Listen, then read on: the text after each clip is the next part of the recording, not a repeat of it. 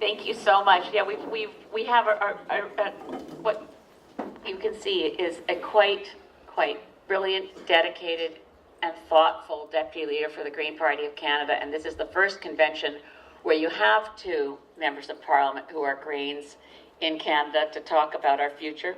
But what we want to talk about now is how we fix what's broken in Parliament.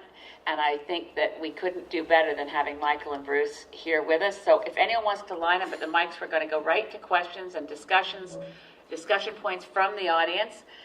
Feel free to go to the mics. And Danny Polifrone, you are first. Hi, Danny Polifrone, Montreal, Quebec. I have a question about the party cooperation. My perspective is, and I may be quoting from someone, but you don't negotiate with power, you get power, and then you negotiate. So I'd like to see us get more MPs, so we have the power, then to negotiate. And I just want to know your perspective on that. Microphone, please. Yeah. My very favorite quote is, "You don't get what you deserve in life," and I might add, in politics, you get what you negotiate. We saw it here today. Polite, interactive, in front of everybody, negotiation and compromise. That's what life should all be about. Well, no, you have to get elected first before you can begin to negotiate. So I think the answer is self-evident. I would agree. I know the question wasn't really directed to me, but just say we're still operating under a decision of our membership in the previous policy convention that said that the council and the leader are mandated to seek cooperation with any other party that would work with us for a one-time only electoral cooperation agreement, that at the end of the election we would get rid of first past the post. So that's still there for us, but it's pretty clear that at least to date, the Liberals and the New Democrats haven't been willing to entertain any discussions with me, and it may be because they don't think we have enough power yet to make the conversation worth having. So it may be that answers the question, but I still have a mandate to try. So I'll go to this microphone to Addie Park. Hi there, Andy Park, Winnipeg South Centre. So back in the bad old days of Bill C-38, there was an informal movement to find 13 heroes who would vote against some of the most regressive legislation since the Second World War. And to our disappointment, there was not one single hero in the Conservative ranks to be found.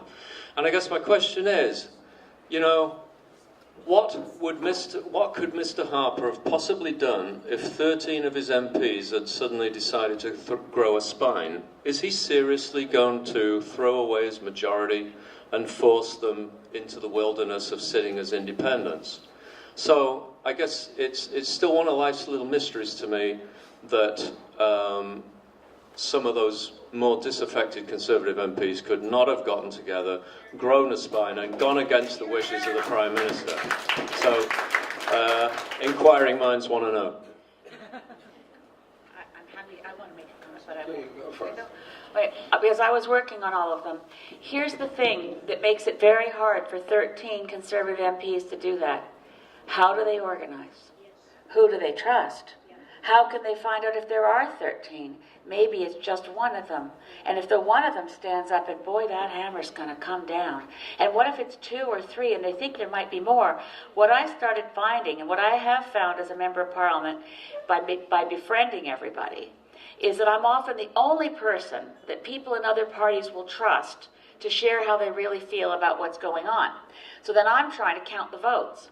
I was sure I had enough votes in the Conservative ranks to go against the Canada-China Investment Treaty when the NDP brought it forward well after the time it was before the House in the spring of 2013.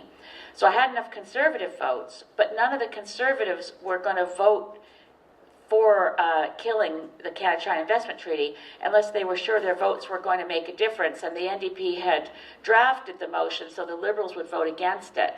So then the 13 Conservatives knew that it wasn't worth sacrificing their political careers if it wasn't going to pass. But that business of collecting the votes, that's the biggest problem for them. If 13 had met in a room and been sure.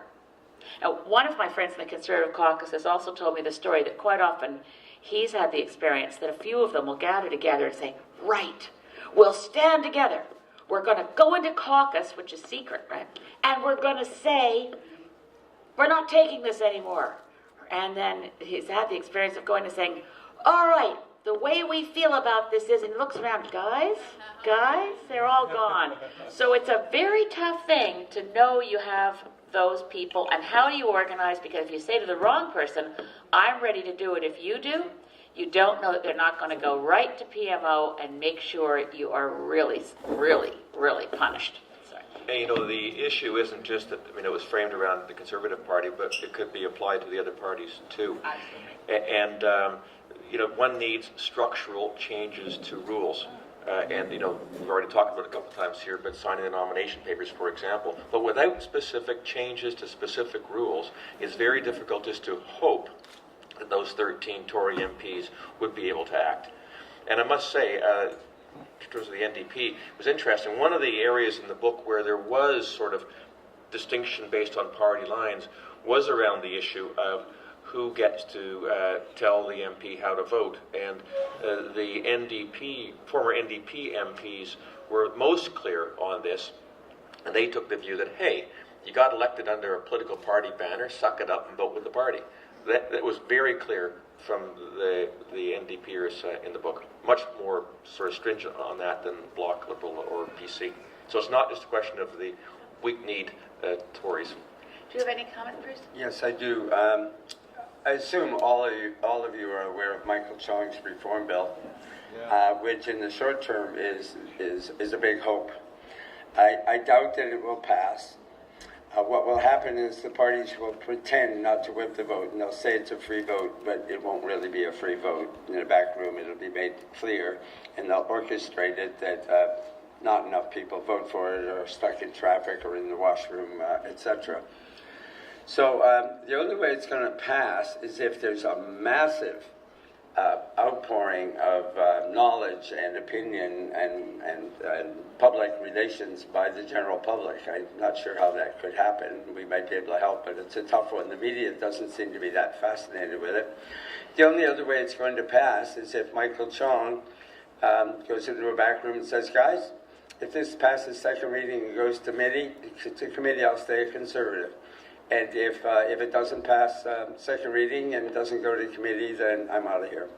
He's a tough guy. He's a smart guy. I don't know whether he'll do that or not, but I believe it's probably the only way that it will pass. Francoise and Axel have a point. We were wondering if the practice of having the leader sign off on nominations was ever a good thing that became abused, or if it was ever bad from the beginning. Yeah. Bad from the beginning, and Pierre Trudeau, within weeks of doing that quite deliberately so that he would have control over his own backbenchers, said two things. He said that his backbenchers were mere trained SEALs, and that 100 meters from Parliament they were nobodies. Well, in our interviews, several of the MPs said that Trudeau was wrong in saying there were nobodies 100 meters from Parliament Hill, because there were nobodies actually on Parliament Hill. I think that the reason, one of the reasons given at the time, was repeated examples of candidates with the same name competing in the same riding. I've not really found much evidence of that to be true, but that was certainly a point made at the time. Also, the Tax Act was changed to give fuller tax credit for donations, although it is sort of perverse that in order to give fuller tax credit for donations, in other words, we are all going to fund that party's money, was in exchange for centralizing power.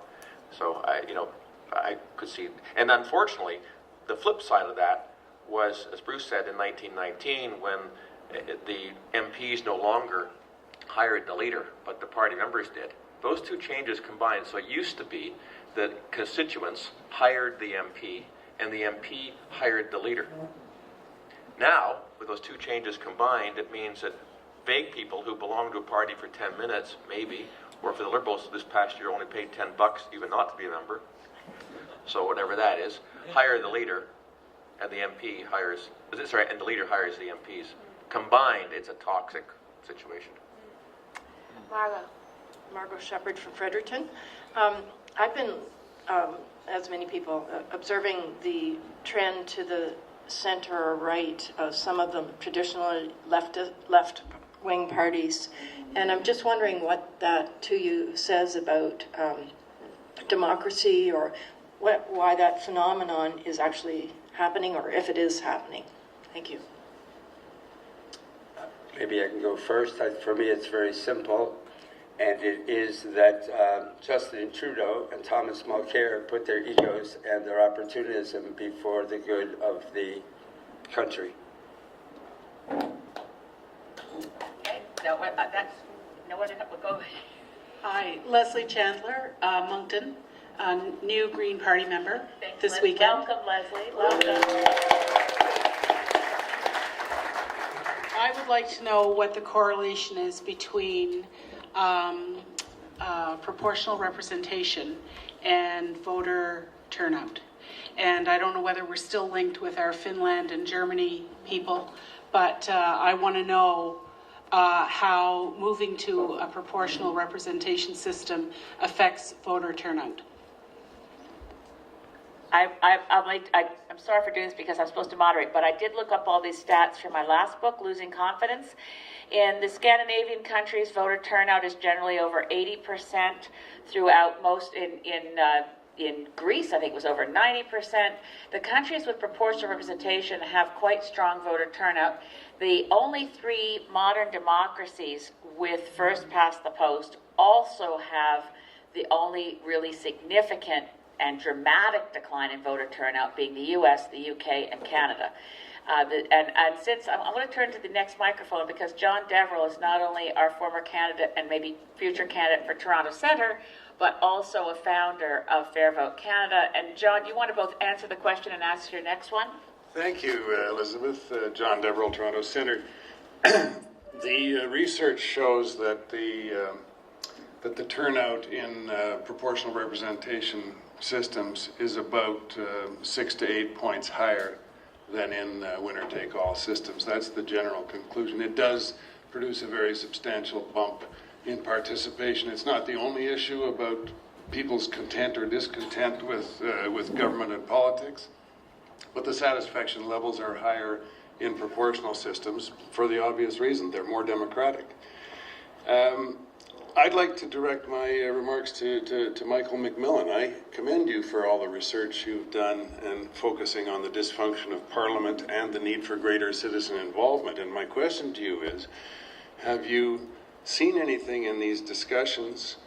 Everybody in this room would imagine that equal effective votes and proportional representation would result in much improved legitimacy of the system and participation in it.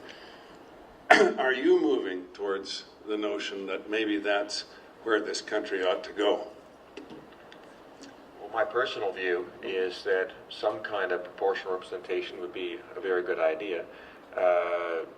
For the prime reason that it would cause or allow more Canadians to think that their participation in public life and politics matters, that it could have some impact in some way, whether it's their vote or whether it's just their participation through debate or protesting or signing petitions or just talking even.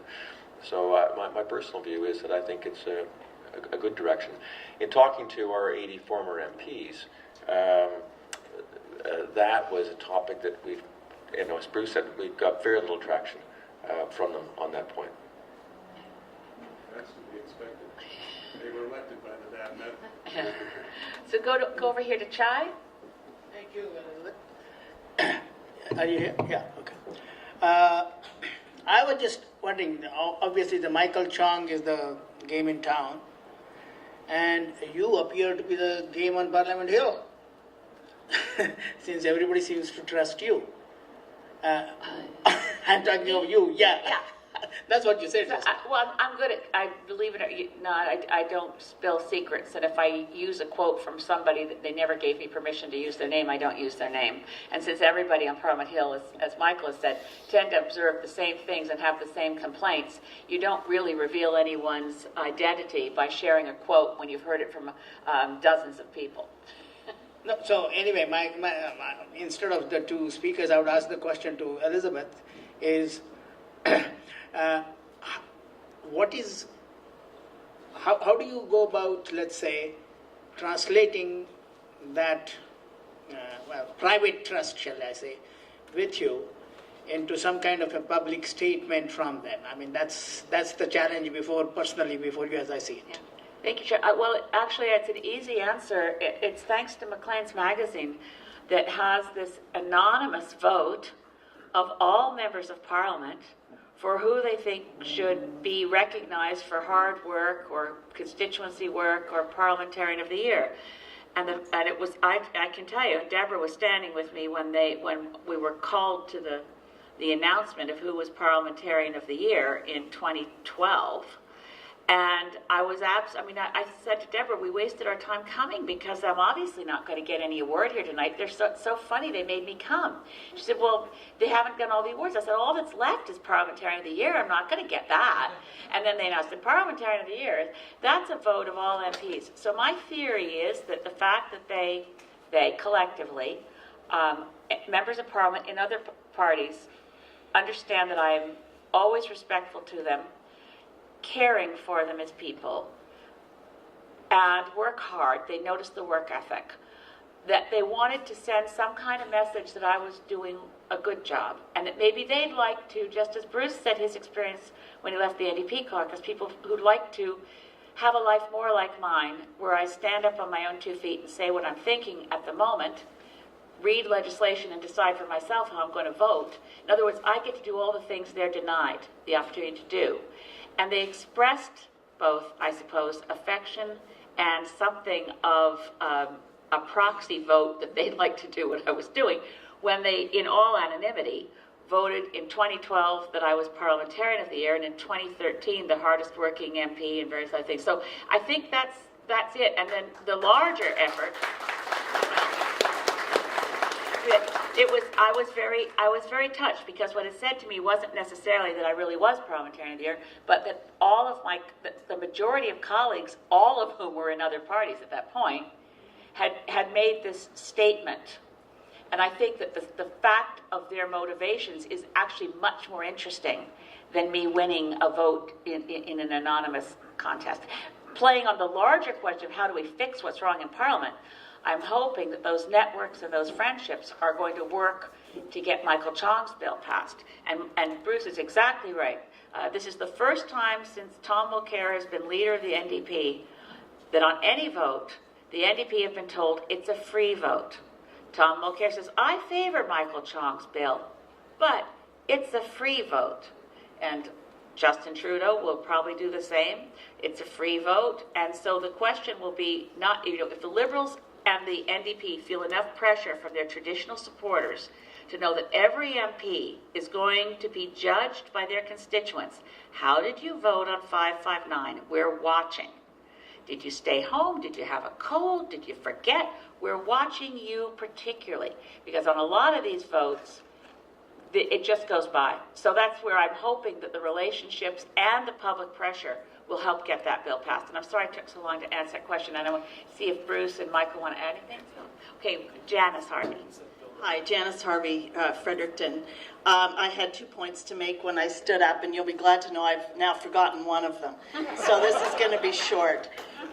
This is a bit of an infomercial. I don't know whether everybody in the room knows that you can sign up for email to receive by email direct answered transcripts of statements that Elizabeth and Bruce and any other MP you want to follow make in the House.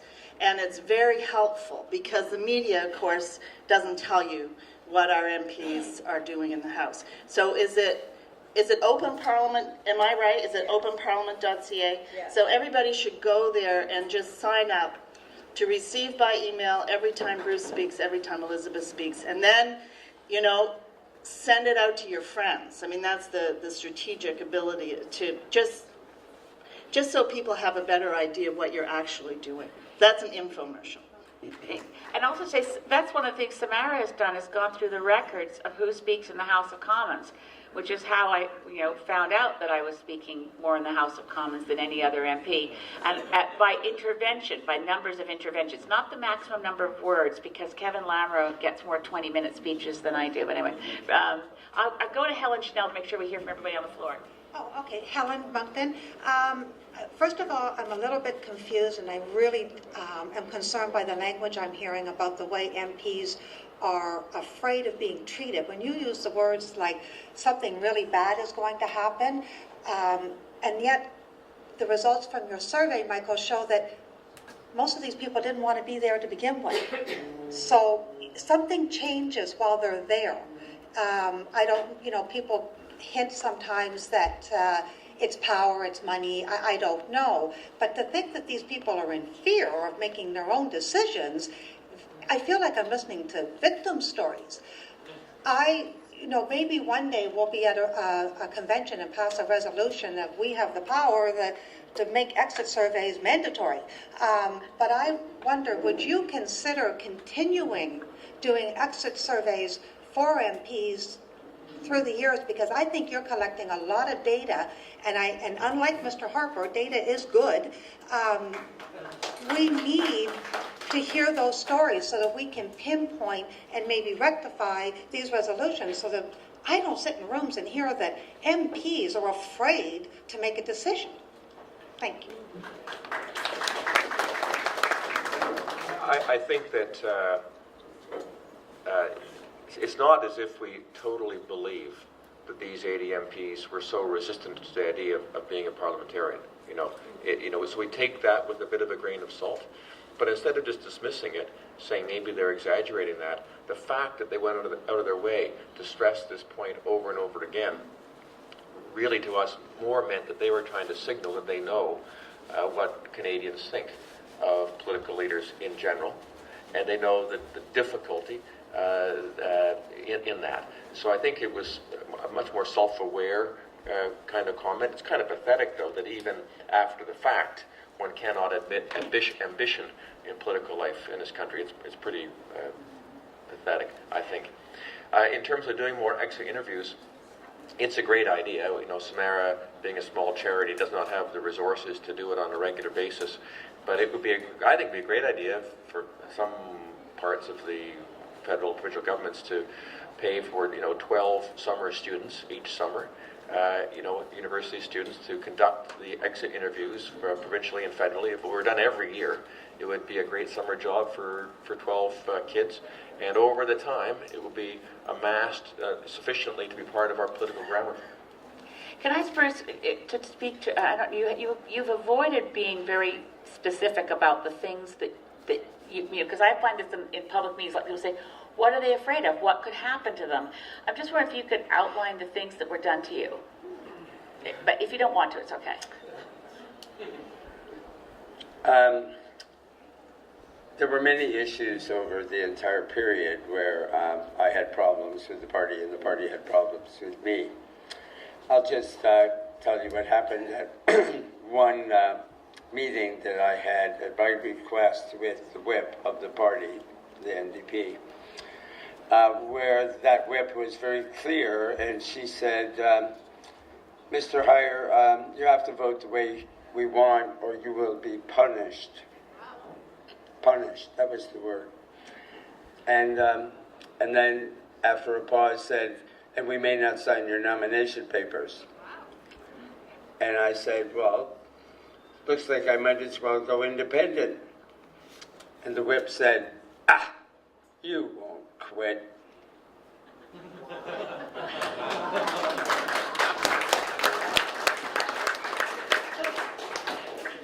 Does that kind of underscore it? But that happens in all the parties to varying degrees, to many people. And so just to build again on Michael Chong. Michael Chong is a progressive conservative and an intelligent, caring human being who's trying to do a good job. Gave up being a minister because he felt the Prime Minister was being wrong and unethical. And I don't know how he does it, but he's hanging in there. And with a bit of luck, maybe someday he'll be the leader of a progressive conservative party. Colin. I've been very pleased and entertained and instructed listening to the panel. One of the ideas that struck me as I was listening to you was this. You've basically been describing a concentration of power within the political sphere of our lives. The same thing has happened in the economic sphere, where we see increasing monopolies, increasing oligopolies, limiting, let's say, individual economic freedom. And I'm wondering what happens if we democratize the political process without parallel changes in the economic sphere. Whether you could comment on that, whether it would mean, for example, that rather than lobbyists all appearing on Parliament Hill, they appear in our local ridings to try and persuade electors to vote a particular way. But it's that analogy between increasing power, concentrations of power in the political sphere, similarly in the economic sphere. If we democratize the political sphere, what changes do we need in the economic sphere? Wow, that would be a great panel discussion at our next convention. That's hard. Although when you're asking the question, an adjacent thought occurred to me, so maybe I'll just give you this thought, even though it's not really an answer to your question, sorry. There was a really, really good book written about the 1988 federal election called 100 Monkeys. I don't know if you've read it. I commend it to you. And to make it long, so that was a free trade election. And basically, the book said, you know, this new modern communications, the introduction of the fax machine, is going to totally change how political parties function. And it took the 88 election as an example of that new super communications cutting out the middlemen within the party. No need for a Quebec lieutenant, no need for a maritime lieutenant, no need for active riding associations bubbling up information, you know, from grassroots up to the party central, because the party could communicate directly by this new modern thing called the fax machine. It was interesting that if you think of now about, and it also said it in terms of polling, it can find out stuff, get answers without the messy need of actually going through riding associations. Think about the impact of, we think that the internet and email and wireless and all this stuff is democratizing many parts of our lives, and indeed it is. A lot of positive stuff. On the other hand, with email and computers and wireless, it has reduced the need for political parties to be connected in various levels throughout the country. And a party can poll and decide stuff by going right over the heads of their members and their people who are ordinarily actively involved, find out answers and decide stuff. And that's one of the reasons why the policy development capacity within political parties has been so diminished in the past 20 years. It's not answering your question, but it is trying to make a connection in terms of things that we consider to be democratizing, often having a perverse effect, including in this case on parties. I'll just answer a little bit, Colin. I know I shouldn't, but because I'm a moderator. But anyway, the reality of our current existence is that we are increasingly living in a corporate state where corporations have more power than citizens. So the concentration of power in party leaders plays very well into a oligarchy, corporate state, and that, therefore, if we break apart, and if we're really willing to say out loud that this is a problem, which the other parties don't want to, mention, that democracy is waning, the role of the nation state is shrinking, and that there is such a thing as globalization and corporate power and corporate rule. If we mention those things, then we start finding the solutions to them, which is to break apart the unhealthy, toxic, and dangerous concentration of power, whether it's in global multinationals and in political parties. Because when a political party serves multinationals, well, that was actually Mussolini's definition of fascism, was when corporations run governments. So I think it's not a bad idea to align the goals of taking apart the concentration of power in leaders of political parties and in the notion that global economics is all about what the larger global corporations want in terms of feeding the 1% and ignoring the 99. I'm going to be a very ruthless chair at this point, having let myself talk. I know I should be very embarrassed. I'm going to recognize Matthew as the last speaker at the mic who's been waiting the longest, because I want to make sure I give Michael and Bruce a closing moment, and I have one more thing to do before closing off the panel. I'll be more disciplined, and don't let me talk. You guys can whip me. I'm not talking more. Matthew. Thank you for letting me speak. Just want to say this has been a great panel, really enlightening, really great. My point I would like to speak to or ask the panel as a whole, the question around when you see community leaders, like Bruce and Elizabeth, and you've both been leaders in your communities outside of having a party stamp in your own rights. And one thing I'm interested when you talk about the autonomy of elected officials, whether it's after being elected or before, I guess the notion of that party brand, and one thing I've noticed with what we've talked about in the last couple of days has been we're really sticking to a commitment behind those those green principles, but that idea of sticking that kind of mechanical, almost like Lego man kind of brand on an elected official is something that we want to move away from. And what role do you folks feel is in personal brand, and as an elected official or a community organizer or someone going into an election versus stamping that party brand?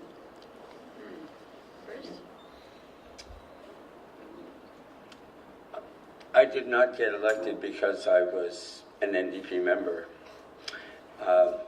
I live in a liberal town, and 90% of the town, they say, Grandpa voted Liberal, I'll vote Liberal. But I think the main reason I got elected was persistence. I think much of life is 10% inspiration and 90% perspiration.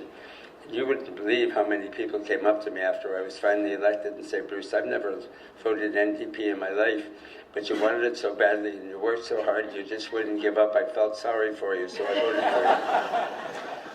I think there's a lot of truth to that, really. I think, unlike most MPs who pretend they never really wanted the job, I really wanted the job for a decade. I wanted to serve.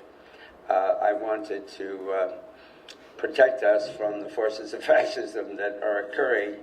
And I had, at that time, 8-year-old, and then 11-year-old, and then 13-year-old, now 19-year-old son that, like all of us, I'd like to hand a better world than where we seem to be headed at the moment.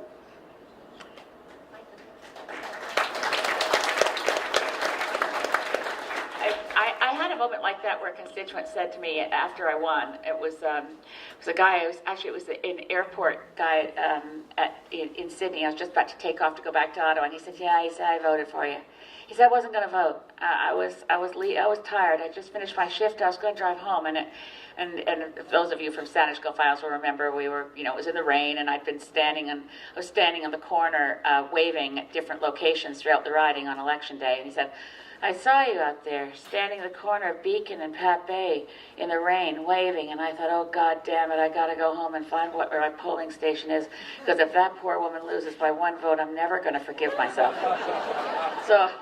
But I would say that it's really important, and this is something that I don't know if I've shared with all of you. Certainly members of federal council at the time know what happened is after I got elected, we had our first federal council meeting, by phone, of course, and they said, so what are you going to do to divide your time between your responsibilities as a member of parliament and your job and your responsibilities as leader of the Green Party of Canada?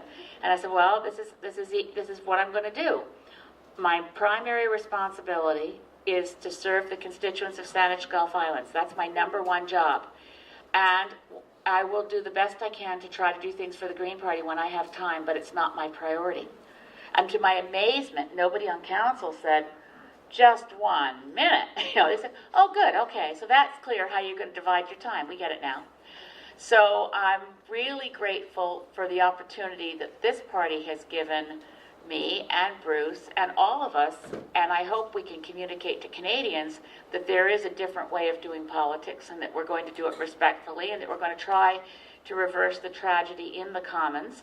I want to, before ending this panel, say again how enormously grateful I am, particularly to Michael MacMIllan for joining a partisan conference to bring us a non-partisan message for democracy. So please thank Michael.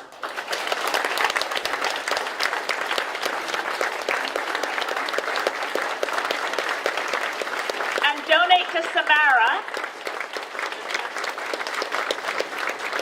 And We can never thank Bruce Hyer enough, but we can please donate to Thunder Bay Superior North Riding Association. Anybody who lives nearby, we need canvassers. So we're going to get Bruce reelected in Thunder Bay Superior North. Thank you, Bruce.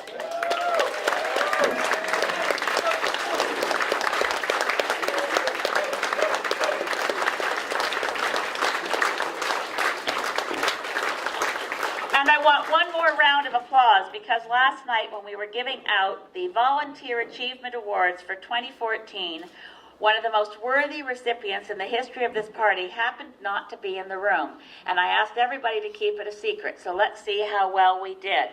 For the 2014 Rod Paul Award for Legacy for the Service to the Green Party of Canada above and beyond any call of duty, I am very proud to award this to Joe Foster.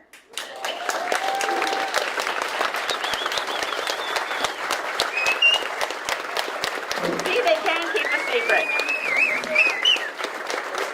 John Stryker and Marlene Wells are bringing it to Joe.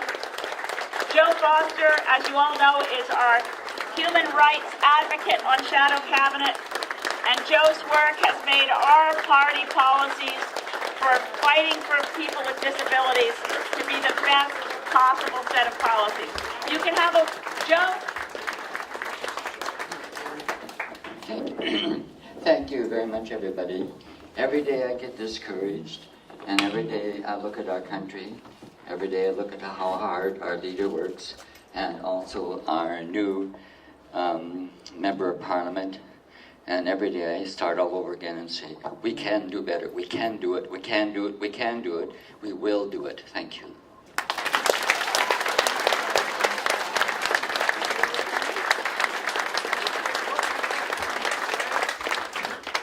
I think we're now reverting to John Stryker coming back up to Lucy Baril, and we're going to try to finish all the resolutions. Is that correct, Marlene?